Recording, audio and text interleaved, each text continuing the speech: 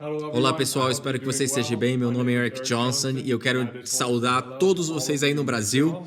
Você está escutando de outro país, eu quero te saudar também. É uma honra poder falar aqui na conferência New Day.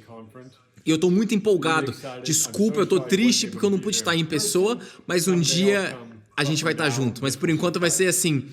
E eu estou empolgado para compartilhar com vocês. Gente, como o nosso mundo mudou dramaticamente nos últimos 6, 7 meses. Muita coisa aconteceu com a pandemia e todas as outras coisas que aconteceram. Eu sei que todos nós estamos passando por muitos desafios e oportunidades e temos grandes responsabilidades e grandes privilégios também. Temos tanta coisa acontecendo ao mesmo tempo, mas que a graça de Jesus esteja sobre você, que você possa escutar a sua presença, a sua força na sua vida e a sua paz nesse momento da história. Hoje eu quero falar com você sobre Jesus. Não existe mais ninguém que a gente precisa olhar agora para aprender a viver esses momentos. Jesus é o exemplo primordial de como a gente deve tratar a vida e esse tempo. Enquanto a gente estuda a vida dele, a gente vai encontrar um ser humano que perfeitamente nos mostrou como viver num mundo quebrado. A gente não precisa de olhar em mais nenhum lugar, apenas em Jesus. E hoje eu quero te fazer um desafio numa mensagem que eu dou o título de O Cristão do Futuro. Imagina comigo uma cena de um filme e tem uma grande mesa assim de jantar. E em um dos lugares você tem um homem ou uma mulher hindu sentado, e você tem um budista, e você tem um ateísta do outro lado, você tem um muçulmano, e você talvez tenha um agnóstico nessa mesa, mas você também tem um crente, um cristão. Mas eu quero que você se faça essa pergunta: quem seria percebido como o mais inteligente, o mais esperto nessa mesa? Quem seria talvez o mais bondoso dessa mesa? Quem seria visto como o mais corajoso dessa mesa? E quem seria visto como aquele que tem mais compaixão, mais compassivo, que mais cuida das pessoas? E eu preciso jogar esse desafio, honestamente. Eu não sei se o cristão teria todos esses benefícios. E eu sei que quem escreve o roteiro que escolheria essas coisas, mas será que os cristãos seriam o mais compassivo, o mais inteligente, o mais corajoso? Eu não sei se o mundo ia concordar comigo, mas isso na verdade nos mostra um problema. Volta lá para essa cena do filme. Imagina se Jesus estava sentado com o muçulmano, com o hindu, com o agnóstico. Imagina se Jesus estava lá. Você acha que Jesus seria o mais esperto? Que Jesus seria o mais bondoso? Você acha que todo mundo na mesa ia concordar que Jesus era o mais inteligente, o mais bondoso? E eu acho que sim. E você e eu temos uma responsabilidade de fechar esse buraco da narrativa que o mundo conta sobre o cristianismo e da narrativa que a gente vê na vida de Jesus. E quando a gente estuda sobre a vida de Jesus, a gente vê que mesmo ele empurrando as fronteiras do que significa ser um ser humano, ser um cristão, e a gente sabe que ele é o Cristo, a gente sabe que Jesus foi muito além de que todas as fronteiras, mas eu quero te falar algo que é óbvio. Ele era extremamente bondoso, inteligente, esperto, ele tinha tanta empatia. E ele era o cara que ia e encontrava as pessoas marginalizadas. Ele era a pessoa que precisava de um salvador, que precisava de um médico. E eu tenho esse sonho de que você e eu, a gente vai desenvolver e crescer nosso relacionamento com Deus, e na verdade a gente vai se tornar um crente que é bondoso, que é inteligente, que é esperto, que caminha em poder, assim como Jesus. Então a pergunta que eu tenho para nós: será que a nossa fé, a nossa caminhada com o Senhor, será que isso está nos deixando mais esperto, mais inteligente? A gente está se tornando mais compassivo? A gente está se tornando...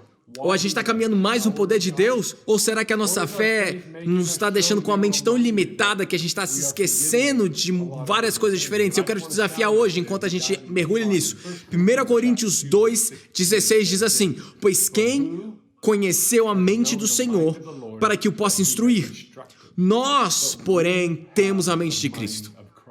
É um verso profundo sobre tantas coisas, mas eu quero focar em uma coisa. Existe uma promessa e uma declaração de que nós temos a mente de Cristo. Então, esse problema de ser, esse desafio de ser compassível, de ser mais inteligente, na verdade não é nada impossível, porque a Bíblia nos ensina que nós temos a mente de Cristo. Nós estamos cheios do Espírito. Então o que eu quero te perguntar de novo é: será que o problema está na nossa fé? Não, eu não acho que a nossa fé em Jesus é o problema. Mas eu fico pensando se é a nossa habilidade de assimilar a nossa fé de tal maneira que, na verdade, nós estamos nos tornando mais inteligentes, mais compassivos, enquanto a gente caminha no poder do Espírito Santo. Então eu quero te motivar hoje, enquanto a gente mergulha nessa palavra. Em Efésios 3:10 diz assim: pela igreja. E é isso que para agora a multiforme sabedoria de Deus se torne conhecida dos principados e das potestades nas regiões celestiais. E eu amo esse versículo, um dos meus favoritos. Mas as duas palavras que eu quero destacar aqui é isso. A palavra multiforme, na minha tradução, significa assim: algo multidimensional, algo com várias formas. E sabedoria aqui, nessa passagem, significa ter a inteligência de Deus. Então, eu quero que você imagine que o propósito de Deus com isso era assim, que essa multidimensionalidade da inteligência de Deus fosse conhecida pela igreja, por mim, por você e pelas pessoas que ainda não conhecem Jesus. Então você e eu temos uma grande responsabilidade e até mesmo uma oportunidade de demonstrar como Deus é um gênio e essa inteligência que não tem fim. E hoje, nessa palavra, tem menos a ver com o poder do Espírito Santo, e isso, óbvio, é super importante, mas hoje eu quero falar sobre o outro lado, sobre a inteligência de Deus. Você e eu fomos chamados para caminhar na inteligência de Deus. Vivemos num mundo que está quebrado, que está confuso, que está caótico, e às vezes é muito fácil você ter uma mentalidade de preto em branco, ou é isso ou é aquilo, e a gente se torna muito levado só pela moral, sabe, sobre aquilo que é certo e aquilo é errado. Mas eu acredito sim que tem coisas certas e erradas, tem morais. E se você me conhecesse, você ia ver que a minha vida é um testemunho para o meu padrão de vida, para os meus morais, sobre as coisas que são certas e erradas. Mas hoje eu quero falar sobre algo um pouquinho diferente, que é uma realidade de que nem tudo é preto e branco. Algumas coisas são coloridas. Isso significa que o pecado se torna multidimensional? Não estou falando isso. E eu confio que você vai escutar meu coração aqui e você sabe o que eu estou falando. Não. Existe o pecado e existe o que não é pecado. Isso é muito claro. Mas eu quero te falar de outra dimensão, sobre coisas que não são tão óbvias assim. E eu acho que as coisas que a gente está aprendendo nessa pandemia e todas essas coisas estão vindo para a superfície. Eu fico pensando, talvez tudo isso é um convite para a gente pensar e se tornar um cristão do futuro. E a gente vê na vida de Jesus, a gente vê como Jesus caminhava na terra e constantemente ele era colocado e desafiado teologicamente. As pessoas tentavam fazer armadilhas para Jesus. Jesus, você concorda com isso e você concorda com aquilo. Mas Jesus sempre trazia um ângulo novo e a gente tem histórias disso. Mas deixa eu te fazer essa pergunta. Você diria que Jesus era um homem de morais fortes? Sim, óbvio que eu acredito nisso, isso é claro. Ele era sem culpa, sem pecado, puro. Jesus Cristo, esse homem, nosso Senhor, ele era a pureza em si.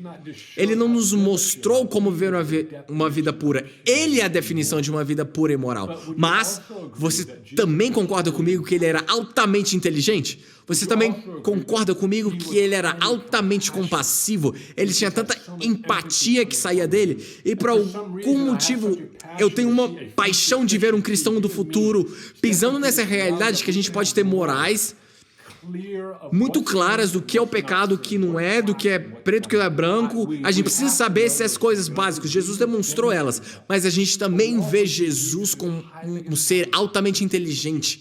Ele pensava e via o mundo de uma maneira diferente. E também a gente vê o mundo com tanta compaixão. Não seria incrível se você e eu aprendessem a andar e a caminhar nisso? Que a gente sabe o que é certo e errado, mas a gente também tem essa grande compaixão e empatia dentro de mim.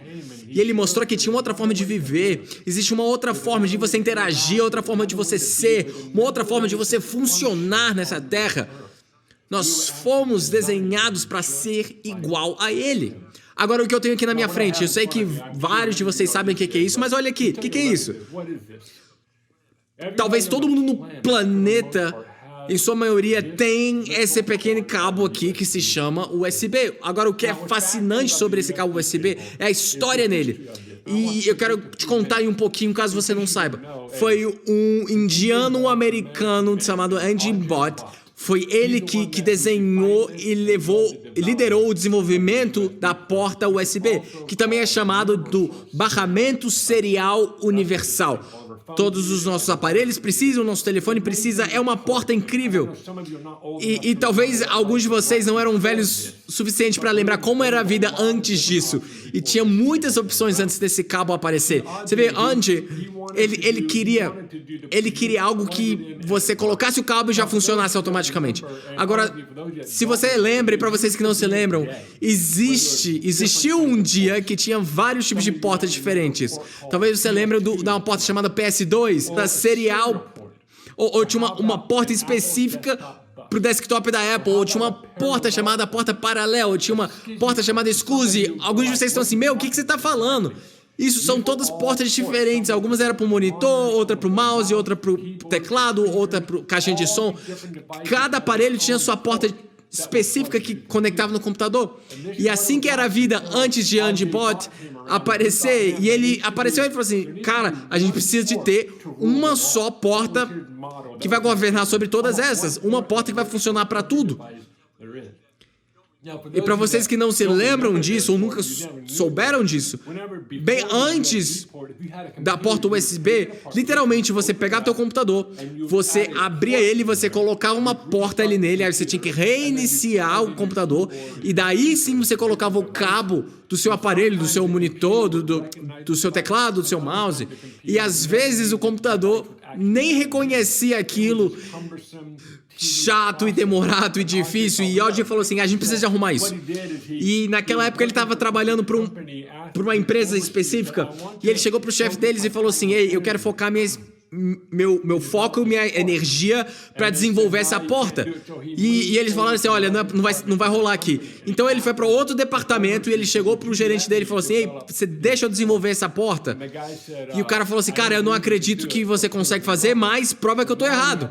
Então agora ele tinha toda essa ajuda e ajuda, o suporte, o dinheiro, tudo que ele precisava para desenvolver essa porta USB. E é uma história muito interessante. Enquanto eles começaram a mergulhar nisso e a tentar fazer, eles perceberam que o problema não era bem entendido. Cada pessoa tinha uma mentalidade de como fazer essa porta. Então ele começou a mergulhar e a estudar qual que era realmente o problema. E ele falou assim que a parte mais difícil não foi desenvolver isso aqui, mas a parte mais difícil foi convencer todo mundo que a gente precisava disso. E eu acho que às vezes a gente faz isso na igreja. A gente não precisa de mudar. Somos bons assim, isso aqui está funcionando. Mas eu quero te desafiar. Esse é o momento para mudança. Estamos sendo forçados para mudança, mas a gente também pode abraçar a mudança que está vindo sobre nós e sair, chegar do outro lado uma pessoa bem diferente, uma igreja bem melhor e ver muito mais do reino vindo de uma maneira que a gente apenas sonha. Então, em 1994, Andy Bott criou a porta USB e isso tomou conta do mundo todo. Qual que é a lição aqui que eu quero falar? Às vezes, a gente é forçado a mudar. Às vezes, a gente não reconhece qual que é o problema e a gente continua fazendo a mesma coisa várias e várias e várias vezes. Então, às vezes, algo precisa não funcionar e isso vai nos forçar a mudar, ou a gente só abraça a ideia de que a mudança pode nos levar para um novo lugar muito melhor. E nós, como cristãos, às vezes a gente fica muito confortável, muito satisfeito com as coisas. Por isso que eu acho que a pandemia tem sido um desafio para a humanidade e para a igreja também. Porque toda a vida como a gente conhecia foi mudada, foi sacudida. Mas nós temos um Deus que Ele é uma âncora, Ele é o mesmo hoje, ontem e vai ser amanhã. E óbvio, a gente tem que mudar as estruturas e os modelos, e essas coisas estão mudando. Mas a gente serve alguém que é constante, fiel, que não oscila, e essa é a nossa oportunidade para dar um passo para esse novo dia, esse new day. Jesus entendeu como era viver num mundo que era quebrado e caótico. Você vivia num mundo, gente, imagina que se você não lavasse sua mão da maneira certa, você ia ser perseguido, você ia ser zoado e você ia apanhar. Ele vivia num mundo onde as pessoas estavam cegas sobre a lei e elas não conseguiam ver além da lei, elas não conseguiam ver mais a humanidade da forma como Deus vê a humanidade. Eles estavam tão limitados naquela lei. E eles viviam num mundo onde um homem cego foi curado, mas todo mundo ficou com raiva e acusou, todo mundo ficou furioso porque ele foi curado. Esse era o mundo que Jesus vivia. Jesus olhava para eles e ele era constantemente acusado de ser uma fraude.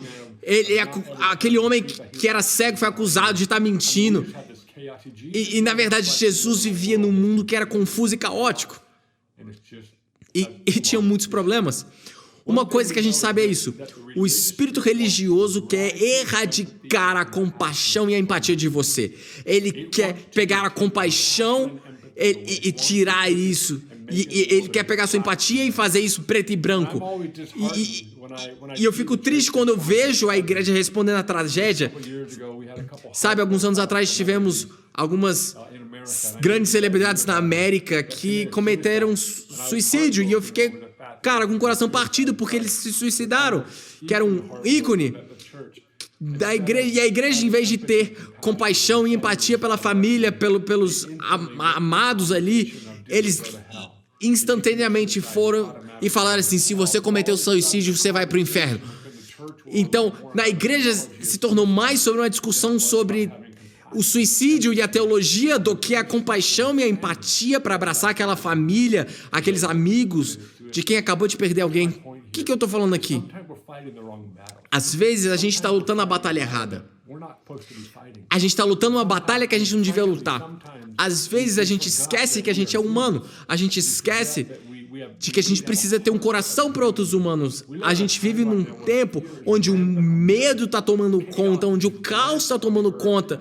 E a gente está lutando para segurar na nossa humanidade, para segurar a nossa sanidade. E como cristãos, eu creio que a gente precisa de dar um passo fora da nossa caixinha preta e branca e a gente precisa entrar em um espaço onde a gente começa a entender o mundo de uma maneira diferente, interage com as pessoas de uma maneira diferente. Deixa eu te fazer essa pergunta.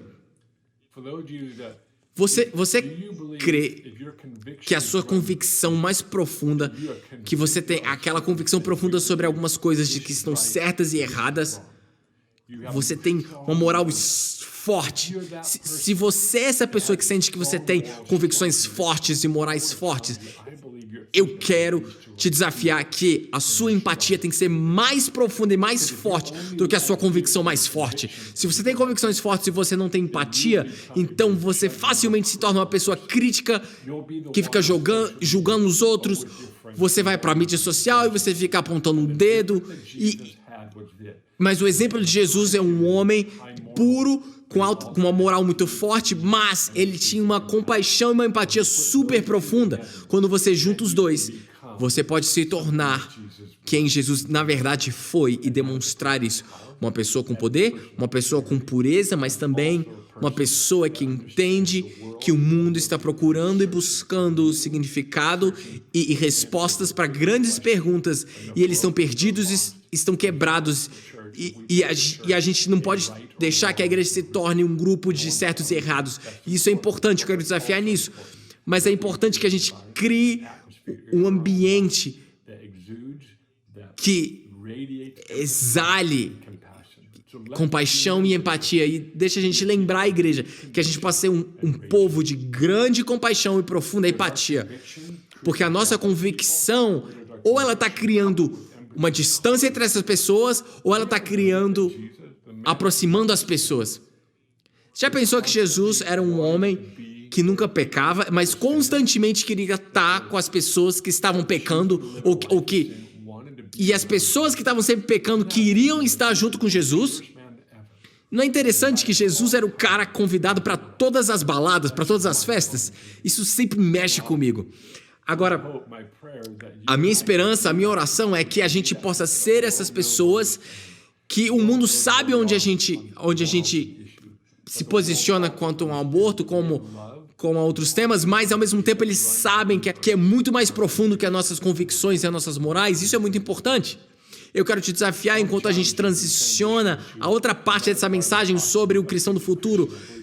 Eu acredito que a empatia tem que crescer muito mais e a gente precisa de entender profundamente como é para as pessoas que não estão no reino, estão quebradas, estão no mundo. Eu acredito que enquanto a gente dá esse passo para esse novo dia, e nós como cristãos, talvez a gente precise de um novo linguajar. Eu sei que eu estou falando para todos os tipos de pessoas agora, mas eu quero te desafiar mesmo assim. Às vezes a linguagem, as palavras que a gente está usando é tão crentezinha nerd, que são termos que a gente só usa dentro da igreja, que a gente esquece que isso não faz sentido nenhum para as pessoas que estão fora da igreja. Às vezes eu acho que nosso linguajar dentro da igreja se tornou velho, se tornou algo preguiçoso ou algo que já não está mais na moda, que fez sentido no passado, mas já não faz tanto sentido hoje. E a gente precisa entender como a gente está interagindo com o mundo, como a gente está se movendo, e isso precisa de uma nova linguagem. E os valores que a gente está falando, a gente precisa de uma nova linguagem para isso. Isso que é profundo sobre Jesus. Jesus tinha um exemplo diário para revelar verdades do reino, e eu acredito que um cristão do futuro vai ser uma pessoa que vai ter uma linguagem nova para explicar novas revelações e realidades do reino. Você lembra que a revelação de ontem se tornou a informação de hoje? Hoje, os dicionários foram apenas sons e barulhos no passado. Mas as instituições hoje, ou os limites hoje, foram algo que estava sendo desbravado lá atrás. Às vezes a gente só vive no hoje, a gente esquece de ser pioneiro. A gente esquece que a gente precisa ser um grupo de pessoas que estão desafiando novas fronteiras em ideias, em linguagem, e a gente está sempre buscando novas ideias para alcançar o mundo quebrado. Isso é muito importante. Eu quero desafiar. Tem pessoas me escutando agora, você tem esse chamado, você está sentindo que você é uma pessoa que é pioneira. Nos Estados Unidos tem essa frase, eu não sei se vai fazer sentido aí no Brasil, mas nos Estados Unidos temos essa frase que é o adotante precoce, que é praticamente aquela pessoa, a primeira a adotar uma ideia nova. São as pessoas, sabe, que passam dias e noites na fila para pegar um iPhone novo. São as pessoas que dormem na frente da loja só para pegar as coisas novas. Esses são as pessoas que adotam precocemente. E ano passado, Tesla, do Elon Musk, anunciaram um novo veículo que ia sair, que se chama Cybertruck. E eu tava vendo o live streaming, e assim que saiu, eu comecei a rir. Eu falei assim, meu Deus, essa é a coisa mais feia e absurda que eu já vi em uma caminhonete. E eu fiquei pensando assim, quem na sua sã consciência compraria algo assim? E se você não viu aquela live, foi muito engraçado que eles estavam tirando onda de como os vidros eram muito fortes e eles ficavam tacando tudo naquele vidro do carro, no para-brisa, e nada quebrava. Bom, se você não viu, presta atenção, teve uma bola que eles jogaram e arrebentou aquele vidro. Eles jogaram várias bolas e nenhuma quebrou, mas teve uma bola que arrebentou aquele vidro e foi uma super vergonha, e ficou algo viral. Ficou muito louco, todo mundo ficou pensando assim. Eu fui dormir e eu fiquei pensando assim, aquela caminhonete é horrível, eu nunca vou comprar aquela caminhonete. Mas aí passou os dias, eu li mais alguns artigos, vi mais alguns vídeos. Cara, eu realmente quero essa caminhonete agora. É tão tosca, tão bizarra que é legal, eu quero isso. Então eu já fiz um depósito para ter essa caminhonete, e quando sair em 2021 ou 2022, não sei. Mas qual que é o meu ponto? Tem pessoas aí que são pioneiras, que têm ideias novas, e eu quero te desafiar. Se você é essa pessoa e você tem esse apetite de abraçar novas ideias, cara, corre com isso, vai com isso. Deus está levantando um tipo de pessoa nesse tempo como esse, que no meio da pandêmica, que elas estão pensando em como ir além da pandemia, como pensar e pisar no futuro. E eu creio que a gente está levantando cristãos futuros que vão que vai caminhar igual a Jesus, que caminha em um grande poder, mas ao mesmo tempo em tremenda empatia e compaixão e são altamente inteligentes. A gente não vai ter que escolher um ou outro. A gente foi chamado para demonstrar o poder de Deus, a sabedoria de Deus, a compaixão, a inteligência e Deus como um gênio. Como a Bíblia disse, temos a mente de Cristo. Fomos chamados para carregar essa genialidade de Deus na terra. Esse é o nosso compromisso e o nosso chamado. Então, quando você vê Jesus caminhando na terra, você vê ele interagindo no momento, e no momento ele está alimentando 5.000 pessoas, imagina isso. E qual que é o problema? Ele entra naquela situação e eles não tinham comida e ele consegue fazer esse milagre incrível. E daí depois tem uma mulher adúltera jogada aos seus pés e ele a salva de ser apedrejada. E ele libera compaixão e graça e ao mesmo tempo confronta aquelas instituições religiosas. E Jesus depois está ensinando no templo e depois ele está caminhando sobre as águas. Ele está interagindo com todas as esferas, todos os lados da sociedade. Ele não interagia só com os fariseus, mas com os fariseus, as prostitutas, com todo mundo. Por quê? Porque ele tinha a mentalidade de um cabo USB. Que o reino não pode ser limitado a apenas uma forma, uma parte da sociedade, mas o reino foi desenhado para tocar do topo ao chão da sociedade de todos os lados. Eu acredito que como discípulos de Jesus Cristo fomos chamados para ser cristãos do futuro e caminhar num tempo com poder, com inteligência e sabedoria. É a nossa oportunidade, é o nosso momento de pisar nisso e eu quero te exortar, eu quero te inspirar. Essa é a estação de abraçar o desconhecido, de abraçar novas fronteiras. Deixa eu compartilhar mais alguma coisa com você antes da gente terminar. O cristão do futuro sabe como viver no mundo, mas não se tornar do mundo.